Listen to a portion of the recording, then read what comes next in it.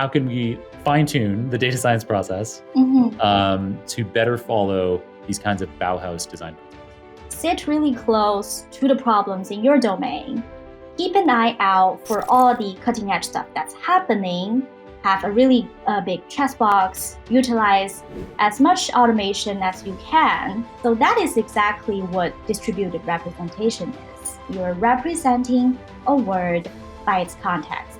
And when we start to do that and train even a very simple model, it's still able to capture very interesting information in the syntax and the meaning. Rongyao, welcome to the Super Data Science Podcast. I'm so excited you're here. You are this outstanding speaker that I was introduced to at the Machine Learning Conference in New York. So we did the first ever live filmed episode of Super Data Science at that. So in it, we had Noam Brown in episode number 569. You can check that out, listeners. So that was the first episode filmed live with a live audience. And earlier in the day, before we recorded the Super Data Science episode, Rongyao how to talk, and it absolutely blew my socks off. I learned so much. And so I asked Rongyao right away if she'd like to be on the show. And now here she is for you. So Rongyao, thank you so much for being here. Welcome. Where in the world are you calling in from? I am calling in from the least New York City of New York City, which is Staten Island. Oh, I almost guessed that. I had a feeling, but that's probably pretty nice. You probably have a backyard. Oh, I do. I moved in here for the space, and I do have a lot of them. Lucky. Do you have a car? Oh yeah, I have my driveway. Wow, you have a driveway? That's amazing. Right. Yeah, no, I don't know anybody in New York with a driveway. That is pretty cool. Well, so welcome. I'm not far away from you in Manhattan. I'm in Lower Manhattan, not too far from Staten Island. Mm-hmm. And yeah, so excited to have you on. I would love to just dig right into your talk.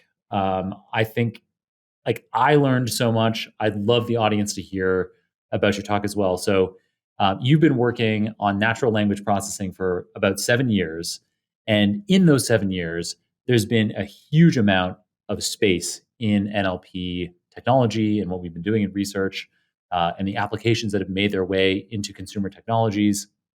And so in your presentation at MLConf, as well as in a Medium article, which we will link to in the show notes, you compare this transition in natural language processing to going from prehistoric to the Bronze Age of human history. And so can you elaborate for us on what you mean by that and what you talked about at MLConf? Sure. It's a very broad topic, but just to give a little bit of a personal reference, I started my career in data science about 7-8 years ago. And back then, if you look at all the subdomains within machine learning or AI, whether it's computer vision or NLP or other methods, they're kind of like moving along at the same pace, right? So if you ask any data scientist back then, oh, you're working on NLP, what methods are you using? You're going to be hearing words like TF-IDF, I'm doing structural topic modeling, and all that. But things really started to change, I would say, since 2018. And that's what I call we're entering Bronze Age, and we see this huge explosion that happened in NLP. And the artifacts generated by that have since actually been benefiting all the subdomains within AI, and they're converging in terms of the methodology that you're using. So I don't know for our audience if you've heard of anything like Elmo or BERT or GPT-3. I bet you have, because they're out there, right? In every single news article. So what's really underneath are large language models. So you might ask, what are language models? These are actually usually deep networks that are able to encode amazing amount of information about what I call human knowledge, but represented in text or voice, right?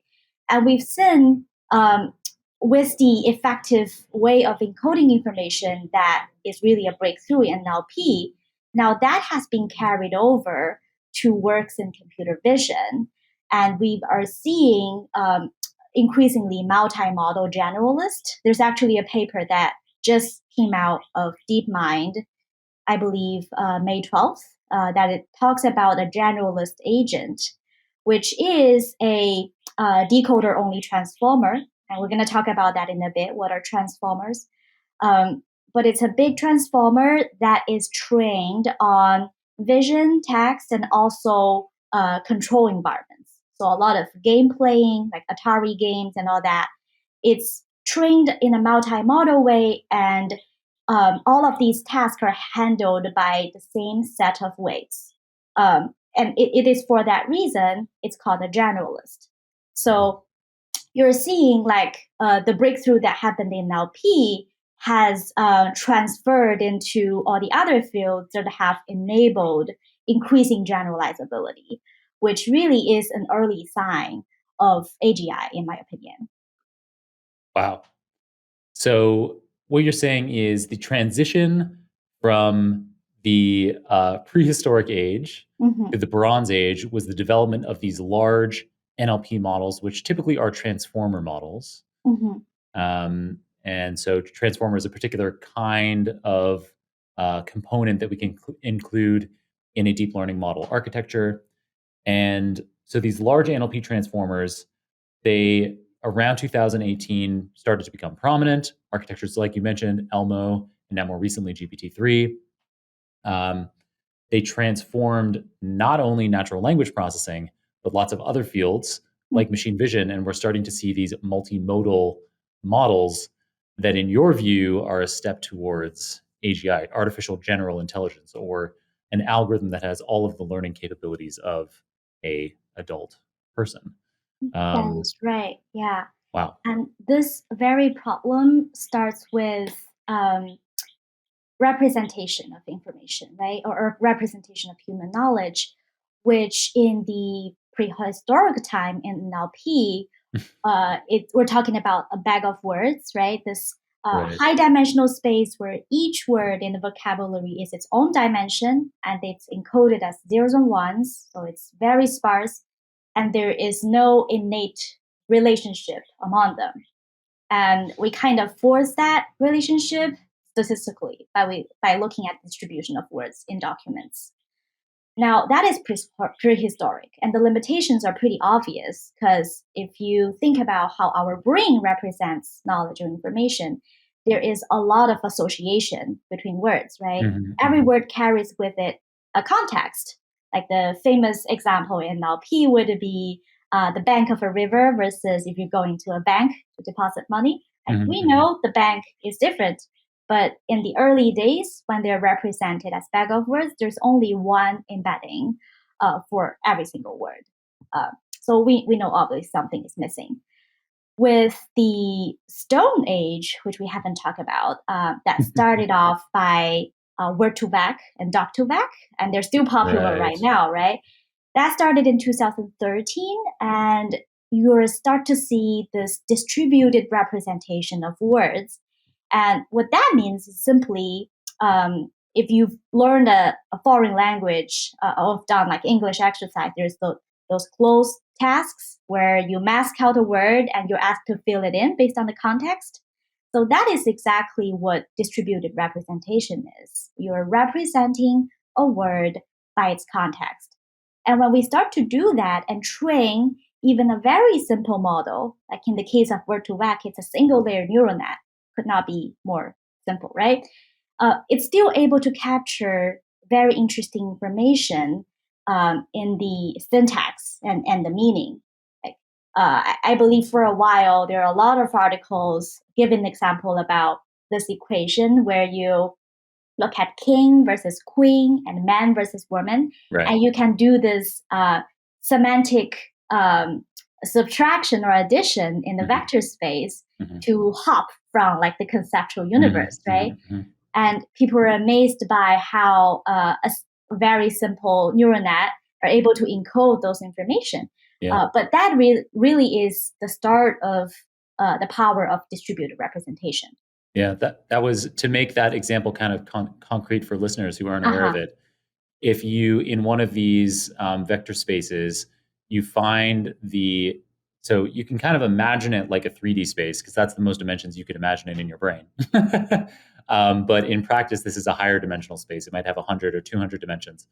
But every word in your vocabulary gets a location in that high dimensional space.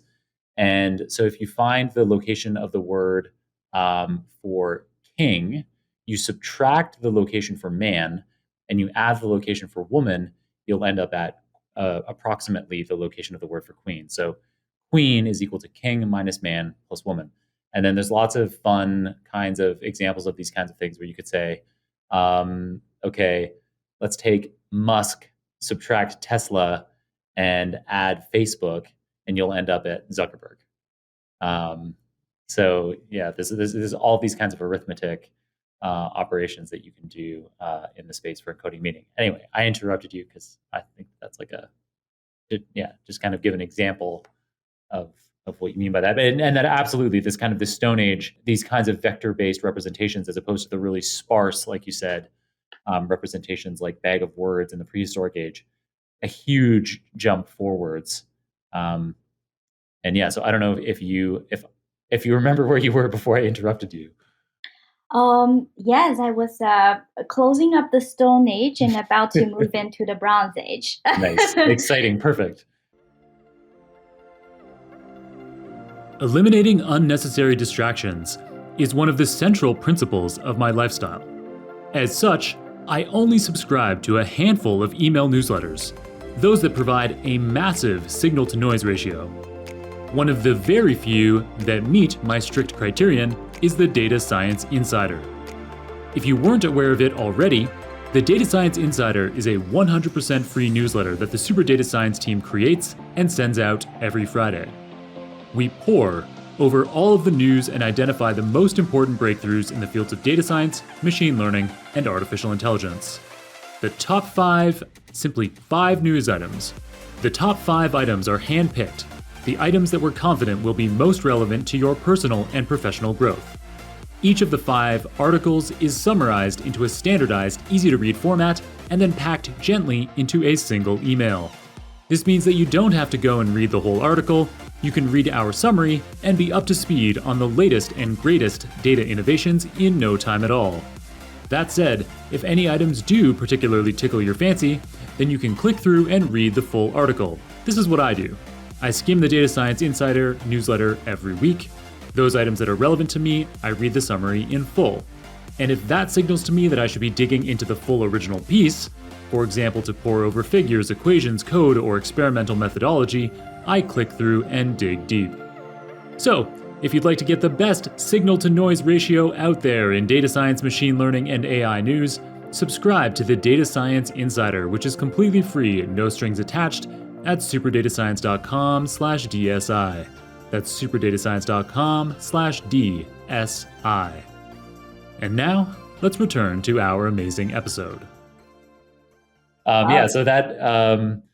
even that jump from the prehistoric age of bag of words to the Stone Age of vector representations was massive, and for me, revolutionary in what I could do with natural language models at work and make available to our users. So tell us about that transition from the Stone Age vector spaces to the Bronze Age of transformers. Right. So that is when the scaling law kicks in, right? So with the Stone Age, we're really laying the foundation of now we're able to represent a word by its context. So we got context-aware embeddings of words. Now going into Bronze Age, instead of a single layer neural net, we have evolved into really deep neural networks that can be used to encode information.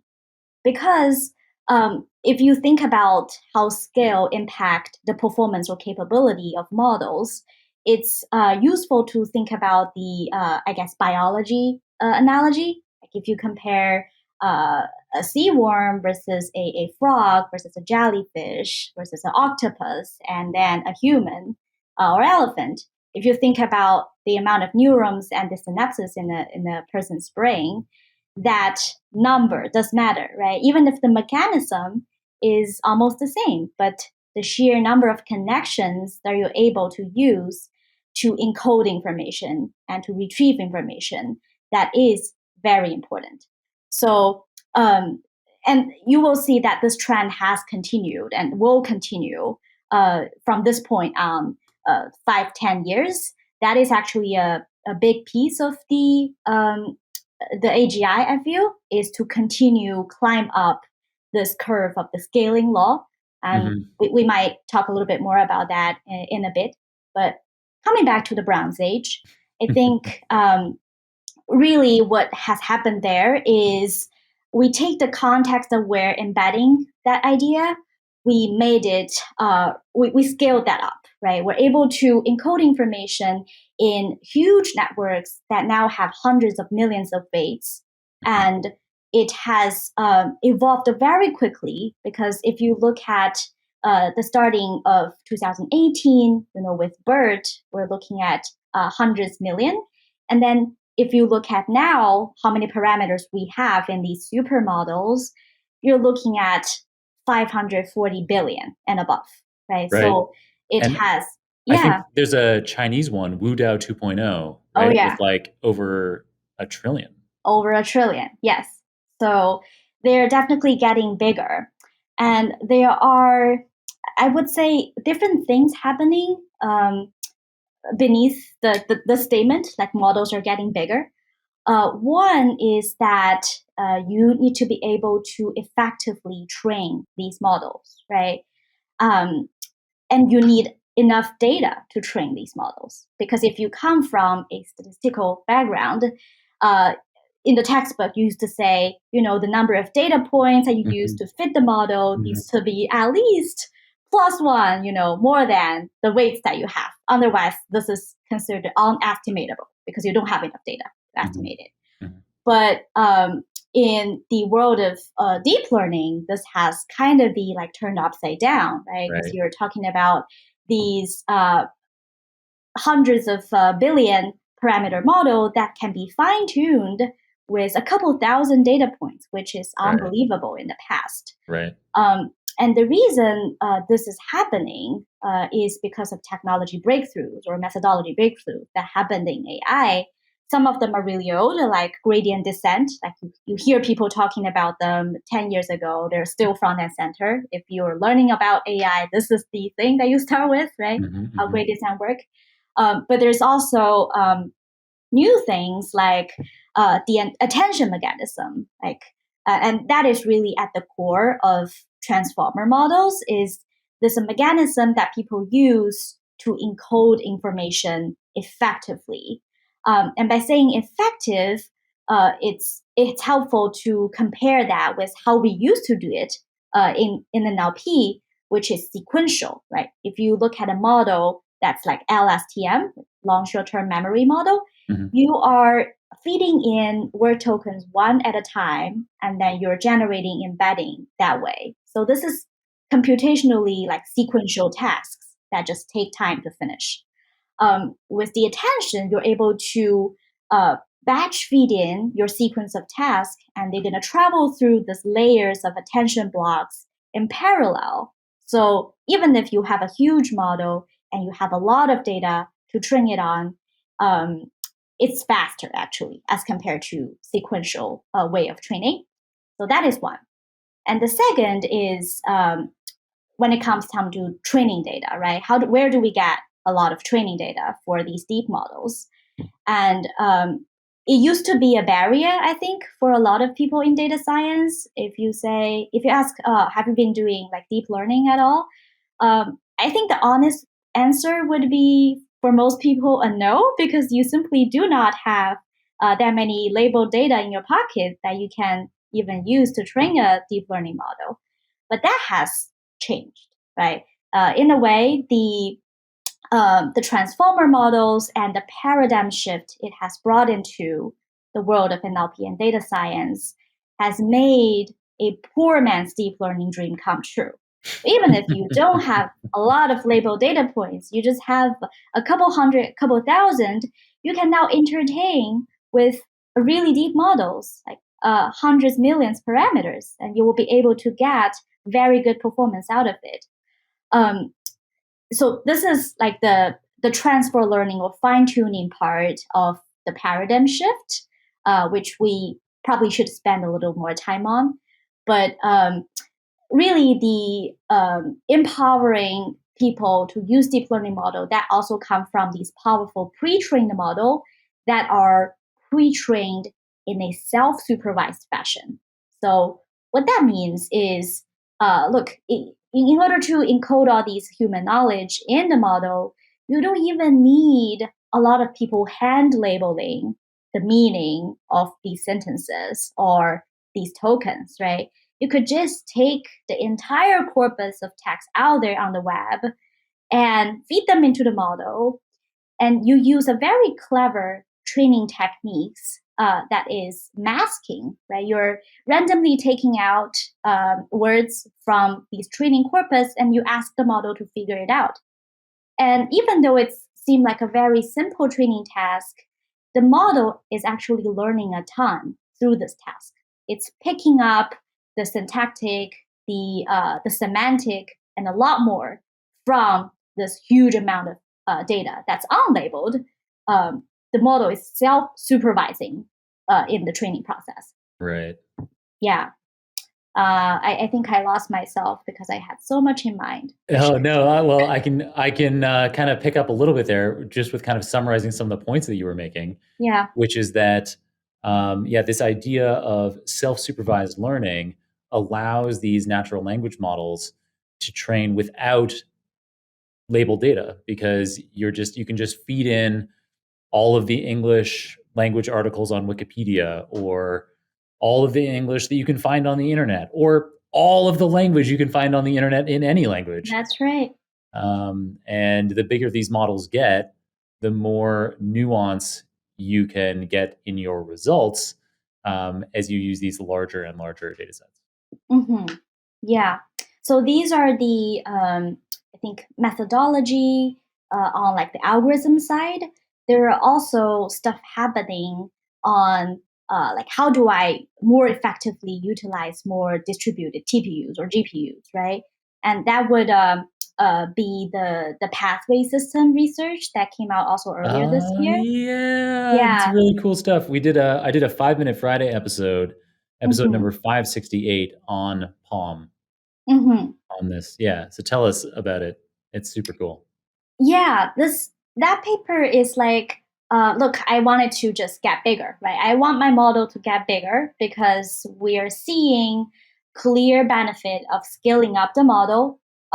So coming back to this point of the scaling law, that is really front and center in the evolution and the current development of AI, is if you are to scale your computational resource, where do you allocate that to get the best performance, right, out of your model? Right. You can either scale the number of parameters in your model, you could scale the amount of data you use to train, and you can scale the training iterations, all right, to make it converge more. Right. So what people find is that scaling the model itself is orders of magnitudes more important than scaling the data and the iterations. So you can go from 100 million to 100 billion and trillion, and your data probably only increased by 2 magnitudes, and iterations are maybe even constant, right? You're not letting everything to converge, but you increased your model parameter by like 6 folds, and the performance absolutely skyrocketed. And you did not see any plateau either, which means you can just keep going. And that becomes a question of how do I make this feasible, right? How do I train such a huge model? And I believe this pathway system or methods that come out of the paper is to make it more practical to train huge models on distributed infrastructure. Right. So that is the breakthrough that this Palm model and system bring to us. And it's also kind of cool because it creates like um, regions that are useful, like in particular data flows. So I think kind of the idea, I think you know this probably a lot better than I do, but my memory from having reading about Palm Mhm, is that it allows us to have parts of the neural network that are relevant to some task. mhm. Those can be those don't always need to be engaged. Like the kind of Right. yeah, the typical way, the typical with a neural network or these large transformer models that Mhm. aren't Palm, you're propagating information through all of your model parameters. But with Palm, we sometimes don't, right? We only go to the Right. regions that could be most useful. Right. Like sparsely activated huge network. Yeah, yeah. And I think that is going to be a area where a lot more innovation needs to happen before we get to the human performance level. And it carries a very interesting parallel with the system one and two thinking in human Oh yeah, brain. Daniel Kahneman, Yeah, yeah. I've been like brushing up on that book lately thinking fast and and slow. thinking fast and slow. Hmm. And I think if you, well, for the audience, there are two helpful, what do you call that? Like little characters that you can use to help you understand how your brain functions. So Hmm. the system one is this effortless association machine that is responsible for retrieving information and generate fast response, and it's always on and monitoring the environment, but it's sometimes stupid, right? And then system two is effortful, like I Hmm. remember the author talking about like pupil dilation Hmm. whenever you're carry out a mathematical computation, like Right. the shift digit holding three numbers in your working memory type of thing, and how system two can jump in to check on system one, Hmm. but it's also lazy, right? Hmm. So if you think about that and what's happening in AI, right? Starting with like these huge language models, and I think we had a breakthrough in our system one counterpart in AI, right? So you have these very deep models that are able to encode a lot of information and association, and without doing any backprop, you can solicit information from it, right? It's going to give you a quick answer. Well, it needs to get quicker actually as compared to human performance, which is the efficiency of inference, talking about that aspect, that needs to be still improved. But if you think about the fundamentals in these language models, it's more like system one, right? Where you have encoded a huge amount of information dissociation and you can just solicit answers in real time Wow. response. But where is system two, right? And part of system two, I feel, is deliberate backprop, right? Because backprop is definitely more expensive than feed forward. Hmm. So when your system two is engaged, it's like I need to be optimizing given this objective and the set of variables. So I'm actually doing intense computation there. You're Hmm. fine tuning your huge network over here in real time when you engage your system two. Hmm. But it's also about um, system two kind of planning things out for system one, right? I would like you to put these information in your working memory for fast retrieval, right? I would like you to recode these pathways because I've learned new information.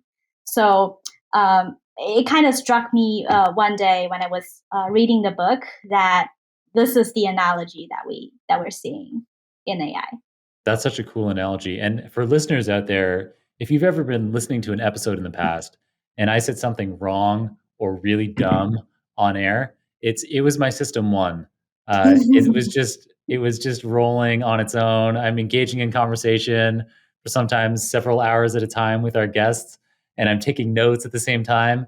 And my system one is doing its best.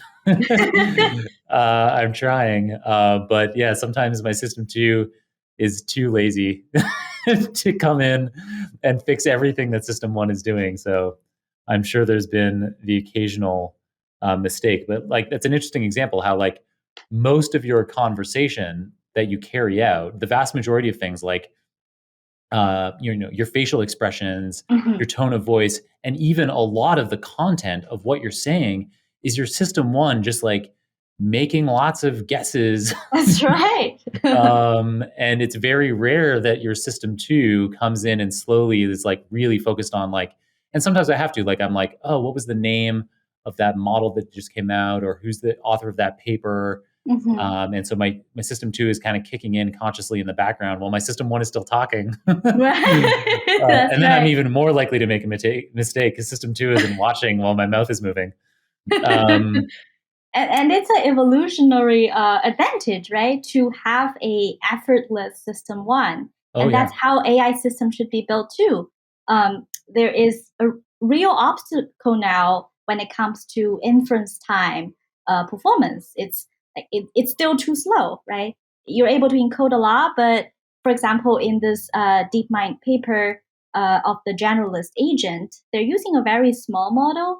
I believe it's like 500 million probably on that level. They Mhm. didn't use a billion level model because in these tasks that they are trying to get the model to handle, a lot of them involve real time actions like stacking blocks and stuff. Right.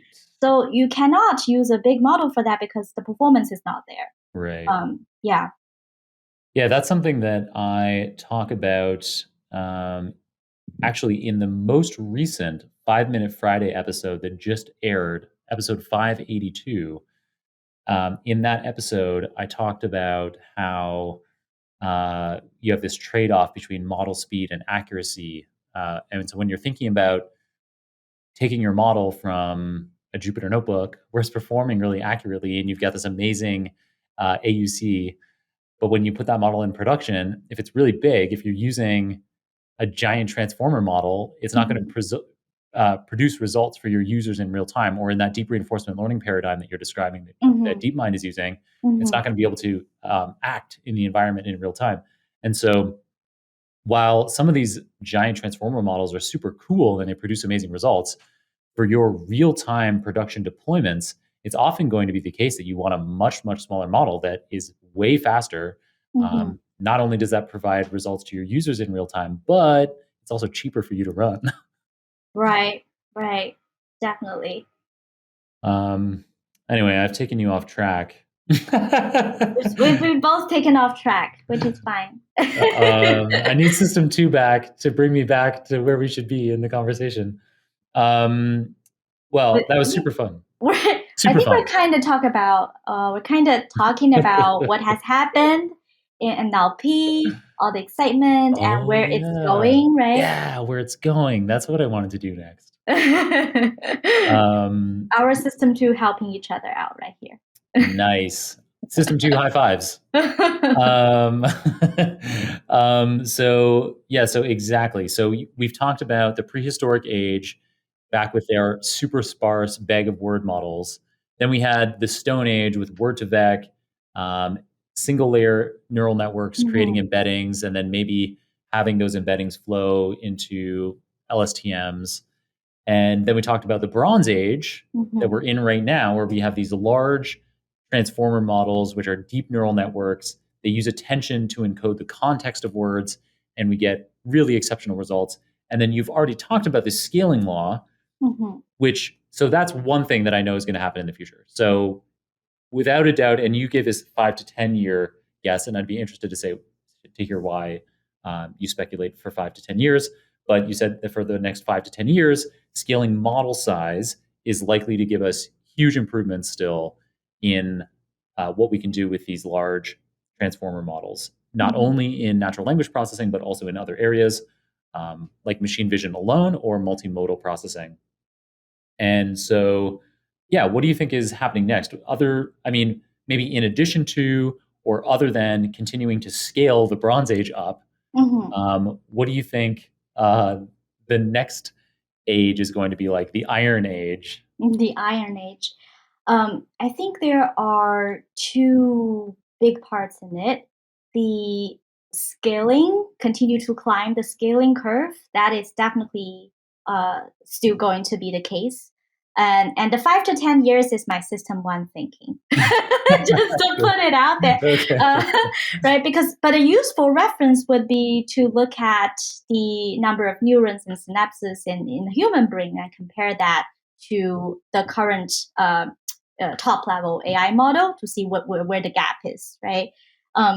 So in order to scale that further, I think specific to the current architecture in Transformer, there is one, the sequence length limitation that is still not solved, right? So when talking about the for the audience, there is a paradigm shift that happened in NLP from fully supervised learning, meaning I need label data and I'm going to just train on them and optimize, and there you go. And then it kind of shifted into pre-train, fine-tune, which is pre-train my model in a self-supervised fashion and massive amount of data, and then fine-tuning that same model downstream using a smaller data set for a specific task. And now the third paradigm is called pre-train, prompt, and predict. And so here the key point is prompting. So you have a model that known a lot, right? A lot of information is coded. Now, when you try to solicit information from the model, you need to prompt it. So in GPT-3 style, you would say you wanted to compose a novel, you would start off with the beginning of the novel, basically, and then the model would go on, right? And that same paradigm actually can be used for even solving math problems too. Like there are papers out there was also given a pre-trained large language model. You show the model a couple of examples of how you would solve certain math problems, and then you prompt it again with, now this is the question, now give me an answer. And the model is able to spit out an answer following kind of the patterns that are shown in the example. But there is a challenge in the amount of memory consumption, which is quadratic to your sequence length. Basically, if you feed in a text, right, a lot of these transformer models, typically the max sequence length is 512 tokens. And you cannot go bigger than that because that will just, the memory consumption would explode. But that's often not enough to fully represent the context that you pass to the model to solicit an answer for. So that is still something that will need a breakthrough either on the hardware, like how are we able to do it maybe in a distributed fashion more effectively, or it would call for a architectural breakthrough again, like maybe a better version of attention that doesn't require such memory allocation. So yeah, that is on the skill side of things. And then the second, and that is really, I don't have evidence that back me up, entirely analogy based, is how do we get more of system two in there, right? How do we get more planning, meta algorithm that help you to solicit information more effectively? How do we enable the hybrid? Here is my knowledge base that's pre-trained.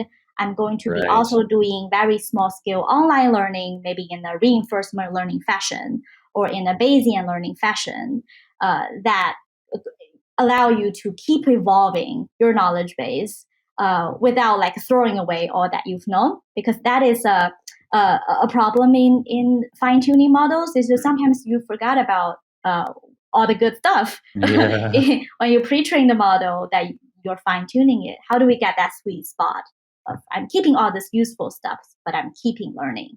Yeah, that is a huge difference between the way that today's machine learning algorithms learn and our human brains learn is, all of the weight shifts associated with pre-training a machine learning model mean that some valuable connections can just be lost because in that in this task that we're fine tuning for, some aspects general aspects of language maybe aren't relevant, Mhm. but then in production they suddenly should have been, Mhm. and we've forgotten those things, and so that's very different to how humans learn, where humans are able to keep piling things on top. Right, exactly. Yeah. And there's also this um, concept of confidence, right? How system one is very heuristic based and biased, and it doesn't really think about what should the level of confidence be when I say this, Right. versus system two actually has more of that concept. So when it comes to like data drift or out of distribution, like I've actually never seen this before. Right. I should be hesitant in giving Right. this, right? So that all needs to be happening in Yeah, AI. the algorithm should say something like, I'm going to need to check with my supervisor. Right. I actually don't know this one. Yeah. Go Yeah. try asking another algorithm. Here's a referral. Yeah, exactly. Yeah, that'd be really funny. You're like, yeah, I know this other algorithm uptown who's been working on this problem. Maybe you'd like to give them a call. Right. I think they've been fine-tuned to a more relevant task to what I've been Yeah. fine-tuned for. Right. Um, It would even be funny if, because we have like Alexa and we have Google Home and we have Siri at home, right? It would be funny if they can cross-reference each yeah, other. exactly. Um, Right. Oh my super God. funny. All Uh, right. So I love how we're personalizing these algorithms so much, and also our systems one and two, getting them involved in here. So another tangentially related, completely uh, tangential topic to everything we've been talking about so far, but something else that you have been that I know that you've talked about before is this idea of Bauhaus for data science. And so we're going to get kind of another analogy in the picture here. So Bauhaus is a famous German school of design. And what comes to mind for me when I hear Bauhaus is a minimalistic design that's useful, it's resource efficient, and it's mass producible. So I'm guessing that your Bauhaus for data science, we want some of those principles in there. We want to have resource efficient data science that's mass producible. How can we redefine or refine, fine tune the data science process mhm. to better follow these kinds of Bauhaus design principles? Right. So for the audience out there, um, this is probably a very interesting shift of topic. But let me give you a little more context. This is basically my thinking, like working in the field of data science for 7, 8 years, and seeing how, on the one side, you see all of these technological breakthroughs, right? Theoretical breakthroughs, exciting models coming out. But on the other side, the industry itself is also maturing, like in the sense of the ecosystem is getting bigger. You're seeing supermodel as a service. You're seeing a lot of automation that's happening, whether it's ML ops or auto ML, and you're seeing functional specialization within the field. Like before, it's like data scientist, this one big hat, and you can be doing gazillion different things. Depends on where you go. But now it kind of become more clearly defined. Like these are data engineering responsibilities. These are business intelligence responsibilities, and these are machine learning engineer responsibilities, and these are research data science responsibilities, so on and so forth. So I've started to think where this whole field is going and what does that mean if you are a data scientist or you're coming into this field, right? Are we going to be, say, out of jobs very soon because all the automation is happening? And so I've been noodling on that myself.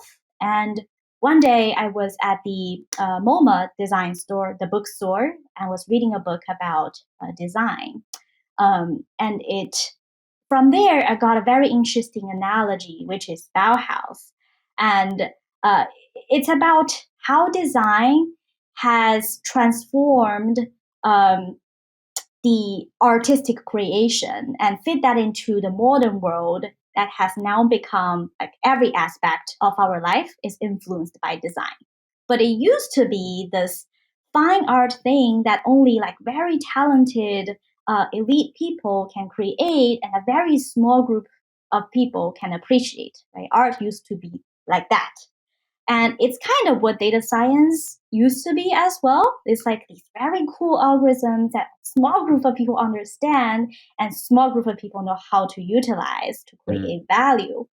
But really, we've gone to the point that it's kind of matured enough to start thinking about the design parallel in data science, which is if you have a business problem and if there is a data piece to it that you can solve the problem with, then there is a need or demand for data science. And regardless of whether you're big enterprises or small ones, even a startup with 2 people, there should be the possibility to make data science useful at your organization.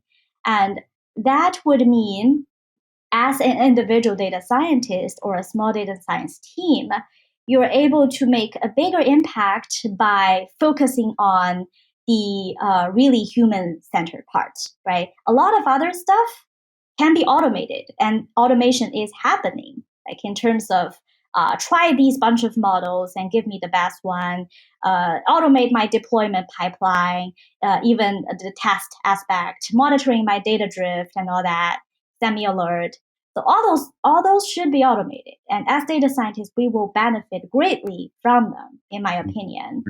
But the part that's always gonna be a data scientist's job is tied to the domain, like the problem that you're solving, right?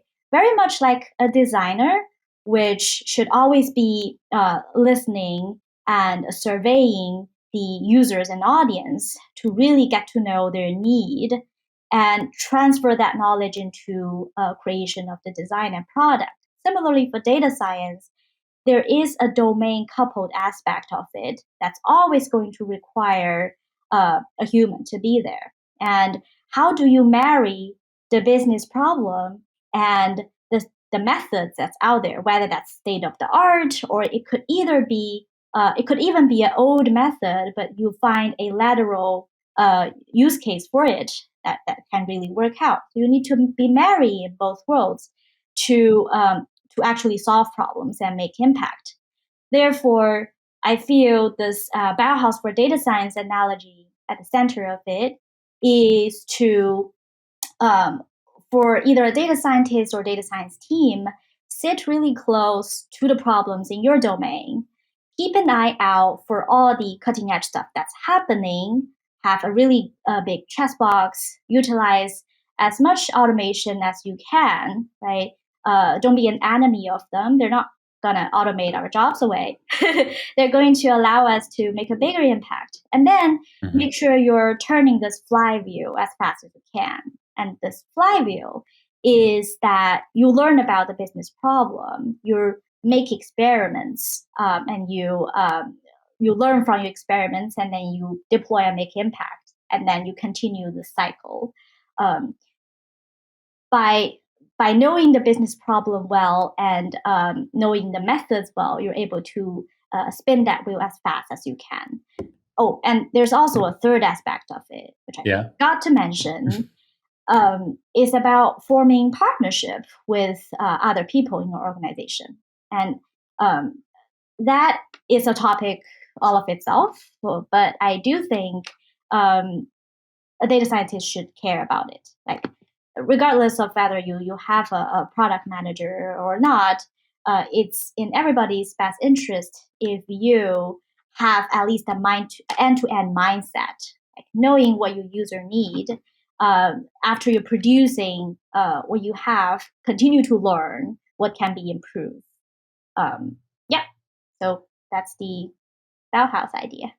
It's super cool. And the way that I first found out about that was from the end of your MLConf talk, which we've kind of been summarizing and riffing on so far in this episode. So the talk was mostly about the the prehistoric, Stone Age, Bronze Age transition. But now we've been able to also talk about your guesses about the Iron Age, which wasn't even in that talk, and then yeah, getting to talk about your thoughts here about how data scientists can be taking advantage of automation and specializing while also solving commercial problems in your Bauhaus framework. It's so cool. So let's now move on from anything related to your MLConf talk, but but move onward to like staying on this kind of idea of data science teams and careers. I wonder if you have any tips for listeners who are getting started in data science. I think you have kind of a framework for finding one's path. Oh, yeah, thank you for bringing it up because it is a topic that I'm very passionate about. And part of that is because I am pathfinding myself still, right? I shared with John early on that um, we know there are people out there, folks like Elon Musk probably, who figured out what he wanted and what he wanted to do for the rest of his life, like Well, very even early he on. at the time of recording, even Elon Musk seems to have cold feet about his Twitter purchase. So I don't I don't know what's going to happen between now and when this episode is released, but in recent days, at the time of recording, he'd gone from this big Twitter deal to saying, I think you have too many bots, cold feet. So even he, I think, sometimes is pathfinding. In fact, Right. I actually, before you get talking too much about the pathfinding thing, Mm, um, I think that probably people who kind of the more you're straying away from the well-trodden paths, mhm. the more your pathfinding framework is probably helpful. So somebody like Elon Musk actually might find your pathfinding framework even more useful for guiding decisions. I think like the kind I it's I don't know who's out there. Probably not listeners of this show very often because data science is such a fast moving field. It's such a new field. Yeah. Probably anybody who's listening Mhm.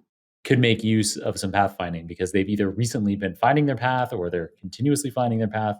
Right. I don't know if we had some kind of there are careers out there that change maybe a little bit less, but as Mhm. technology changes and evolves, I Right. think no matter what career, like I was trying to think in my mind, like maybe if you're like a local government worker, I don't know, doing some task that's been the same for the last few decades, but even a job like that that has been Mhm. the same now in these coming years, these coming decades, Mhm. everything Mhm. has to change. Like Right. there's no job that existed 10 years ago, 20 years ago that will be in the same 10 years from now Right. because of AI and automation. So anyway, I think your path finding framework is going to be useful to everyone. That's great to hear. Because if you think about it, adaptation is actually at the core of like how Homo sapiens are successful, right? We've adapted so many times, and when it comes to personal growth, this is also a very useful mindset to have. And I started thinking about it because basically I become a parent when I was really young, right? And you got into this struggle of okay, I'm trying to figure things out for myself and also figuring things out for my little one, and I only have 24 hours a day and I Mm-hmm. want to do everything perfect. What do I do? So that is a struggle that I've gone through myself. What made it worse is this society's pressure, and we probably find it more in China than in here, is that they're saying if you haven't figured out what do you want to do or your career before 30 or even 25, like you're doomed. Like you should, Oh no. yeah, you're like, you should go into college knowing what you want, study really hard, and then just go on that path, right? So, Oh, yeah, that's probably would echo more with people coming from that kind of culture. right. It's a lot better here, but still, there is the pressure, right? If you're making a career shift, a constant question you'll be asking yourself is, oh, everything is path dependent. I've already spent so much time in doing this. Now, if I change to this new career, I would have lost a lot. I would be behind. So all those thoughts are just very natural. But I have a mindset that might help you get out of it, and I call it the long term perspective. The long-term The perspective. long term perspective. All right. What it means is that very few people, probably nobody, will be able to set a 5 year, 10 year, 15 year goal, like a very clear goal for themselves, and then just be like, I'm going to run full speed at these set of 10 goals. So that's not going to happen. What really happens in reality is you always start with hunches about yourself, hunches about what's happening out there in the world that might be a fit for you. So you start with very loose hunches. But what's important is to be able to run quick, small experiments along the way. And those are like pretty much like in engineering, you want to be agile. Like you want to be agile when you're pathfinding. And that Right. means it's shifting from like a plan and implement mode. I'm going to plan really far ahead. I'm going to just implement.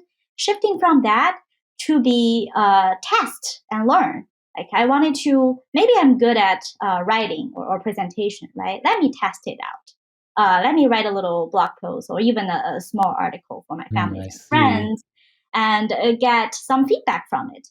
So continue to run these small experiments and the direction will kind of become a little clear. It's never Mhm. going to be 100%, right? It's going to be jiggling a little bit, Mhm. but you will know roughly. Uh, your hunches will tell you that you're on the right path, roughly.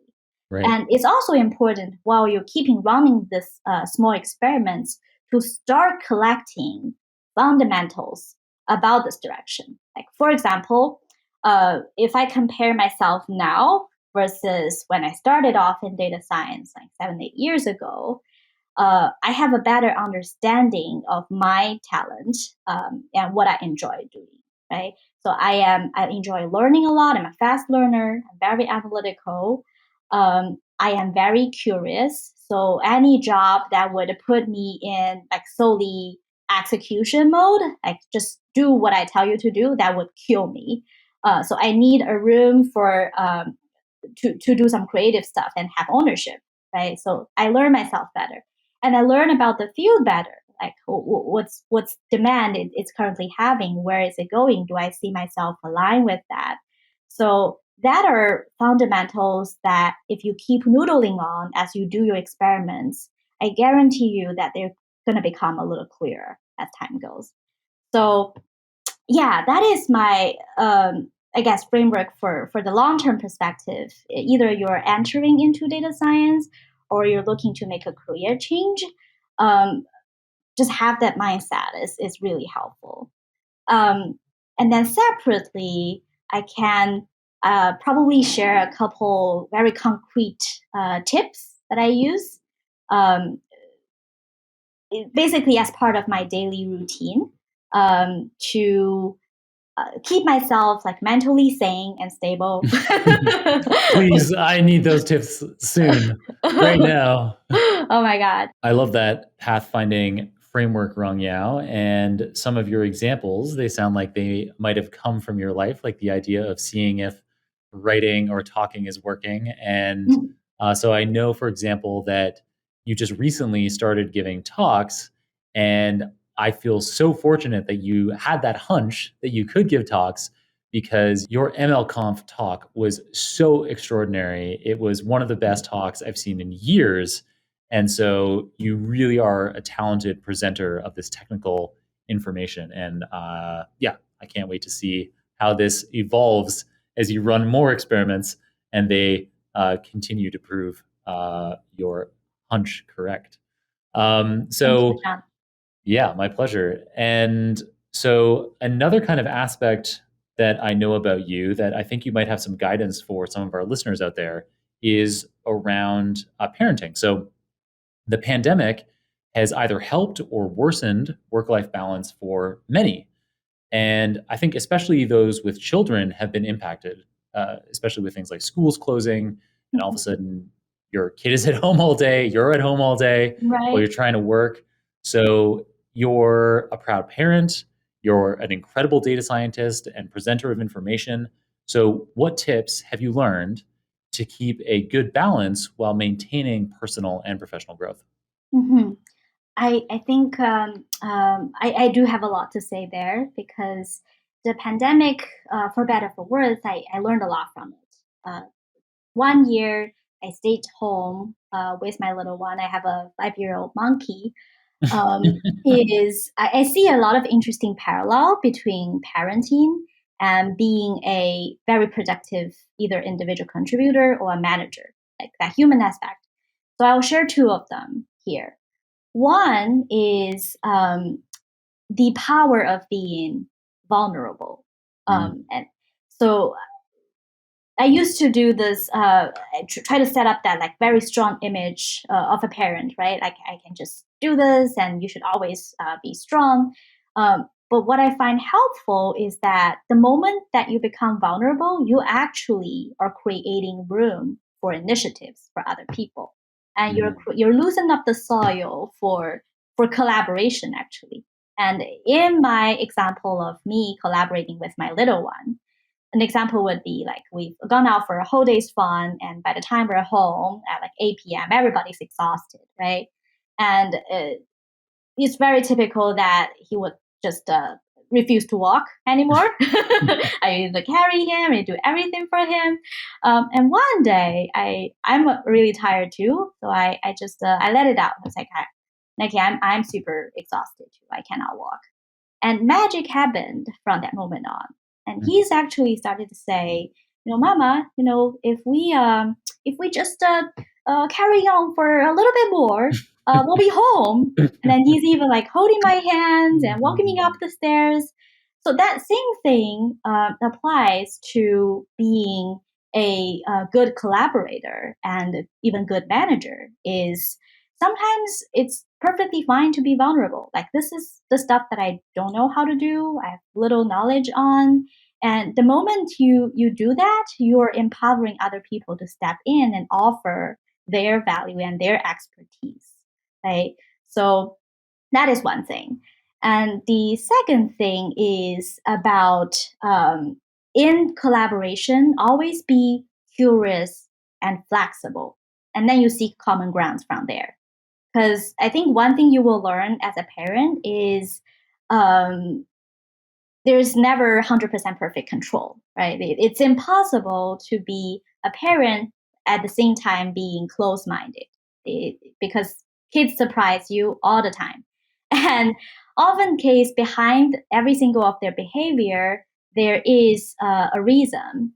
And if you remain curious and open minded and you learn about that, you will often see through the Mm. behavior and find out a way to collaborate. And that is the same thing, I feel, in an organization, whether it's within a team or you're collaborating across teams. Um, Remain curious about the other person's needs and be flexible about the approaches. But often case, there's never a closed door. Like you can always seek common grounds. Yeah, so those are two interesting parallel that I see in my work and parenting. Um, the second thing I wanted to share for my pandemic experience is obviously how do I keep sane and be productive when you have a 5-year-old jumping around in the house or you're trying to do your work. So I have a couple of concrete tips that are just part of my daily routine, I think, I would like to share with Mhm. the audience. One is probably not a surprise. I found meditation really helpful. Oh, yeah. And I used to feel that I cannot get into it, right? Sitting there for even 10 minutes, because there is a lot of I in that exercise at the moment. I Mhm. need to be focusing. I need to be not thinking about that. I need to watch my breath. But really, the power of meditation comes in while you are accepting the state as is, and when you are able to remove the I out of it and focus on the this moment, this is what's happening, this is the work that needs to be done, then you remove a lot of the anxiety and stress tied to it, and you're able to get into the flow. Like people often talk about like the flow, right? The state of mind where you cannot even sense time and you're just into it. Um, and I feel like the meditation exercise, however short they are, 10 minutes in the morning or 10 minutes before bed, help you to recognize your inner state. Oh, I'm actually thinking about that. Oh, I'm actually consciously, anxiously planning for this all the time in the back of Mhm. my mind. Mhm. See that, acknowledge it, actually relieve that burden off of you.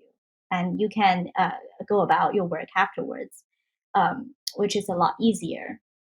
And also related to how you prime yourself for productivity.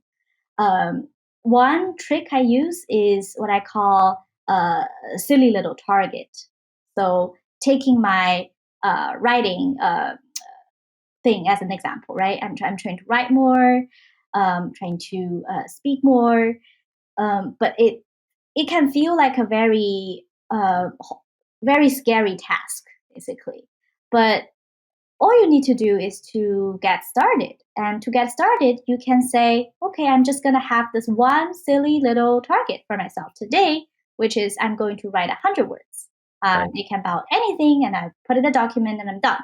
Yeah. So, not focusing on the outcome, the result, will help you to get fear out of the door and get away the discomfort, which really help you to start off with the experimental path that I talked about earlier.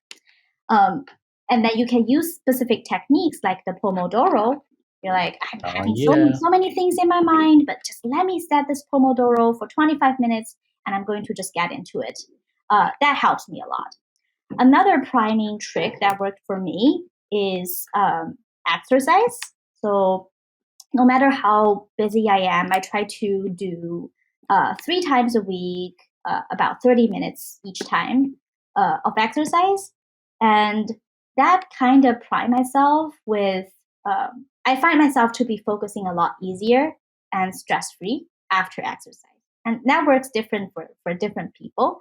But basically, the theme is you need to find your own routine that keep you centered as a person, um, and just carry on your little experiments in your wonderful life. Nice. I love all of those tips, Rongyao. So I have so many more questions for you. We're gonna have to get you on the show again sometime. There's so many things that we, didn't have time to dig into, like even what you do at work. So we haven't even mentioned that you work at CB Insights, which is a platform that uses machine learning and data and algorithms to help large enterprises ask and answer compelling questions. As well as then find the answers. We won't have time to talk about in this episode, but I know that you have some open roles that you're hiring for. So I wanted to mention those. It should be obvious from hearing Rong Yao speak that she's an incredibly talented data scientist who would be wonderful to work with. So I don't know if you have anything else to say about the hiring that you're doing right now, the roles that are open. Right. So we're looking for a data scientist buddy on our team. We are a R&D team embedded in the engineering organization. We do end-to-end development from question to deploying something in production is all happening within the team. And we're looking for somebody that has solid programming skills, is fast learner. Um, it will be great if you have ML and NLP knowledge fundamentals, and you're a great communicator. Then by all means, talk to us. So, let's do interesting stuff together. Awesome. Yeah, sounds like a great role and no doubt an amazing team to work with if you're on it. Nice. And then, so as a regular podcast episode listener, which is so flattering for me, I love Rong Yao. You mentioned before we started recording that you'd been listening to a lot of recent episodes. And so you already know what's coming up next as we wrap up this episode. It's a book recommendation. Do you have one for us? Yes, if I'm going to recommend one, it's going to be Range, Range by David Mm, Epstein. And I cool. think And it will be particularly helpful if you're starting out on a career or you're making career shift. Um, you will find it very reassuring and encouraging and practical at the same time. cool. That sounds great. And then for people who want to follow you and hear your thoughts, you had such awesome thoughts today, technical things like natural language processing, and also kind of professional development things like how data science teams could be structured or more effective, as well as just general tips for living a sane life and managing balance across everything. So, lots of thoughts that I'm sure people would love to hear in the future. How can people follow you? I would say just check me out on LinkedIn. That would be the best way. Perfect. We'll be sure to include your LinkedIn page in the show notes. Rongyao, I've really enjoyed you being on the episode today. I've had so much fun, so many laughs, and learned a ton as well. Yeah, you're a really gifted communicator, and I hope to have you on the show again sometime in the future so we can check in on the amazing things that you're up to then. It's my pleasure too and my honor. Thank you, John. Ugh, had an absolute blast filming with Rongyao today. I hope you had fun listening to our conversation. In today's episode, Rongyao filled us in on the history of NLP approaches from the prehistoric bag of words era through the word vector Stone Age to the large transformer Bronze Age of today. She talked about how the scaling law of increasing model parameter counts by orders of magnitude suggests we'll continue to obtain dramatic improvements in NLP model capabilities for the coming 5 to 10 years.